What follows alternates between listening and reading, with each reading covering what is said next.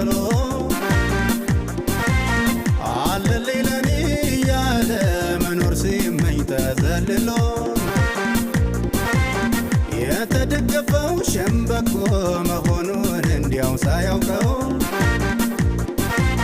ድንገት ተሰብሮ ወደቀ የዛ ሰው መተማመኛው። እኔማ በላይ ላይ ንጉሴን ሾሜያለሁ አልፈራ አልደነግጥ በክንዱ እኮራለሁ።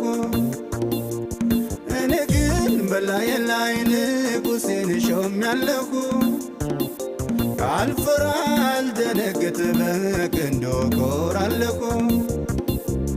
ኮራት ኮራት አለኝ ብኮራስ ምን አለ መካን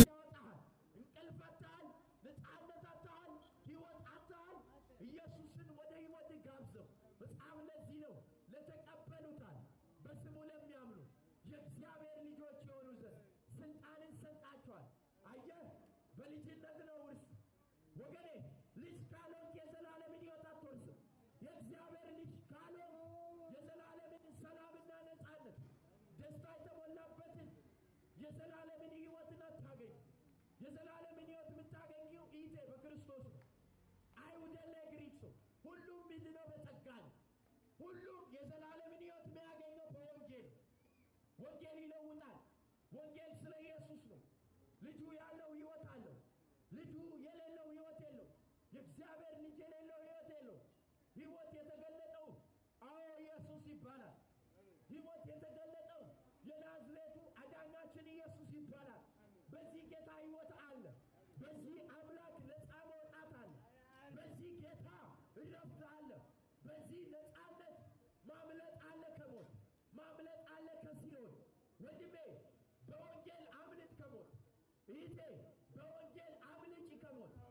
ወንጌል አንተን ሊያድን የመጣ ጉዳይ ነው። መጽሐፍ ለዚህ ነው ክርስቶስ ኃጢአተኞችን ሊያድን መጣ የሚለው ቃል የታመነና ሰዎች ሁሉ ሊቀበሉት የተገባ ነዋል።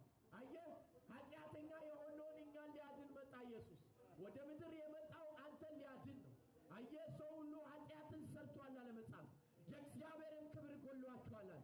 አየህ፣ የኃጢአት ደሞዝ ሞት ነው።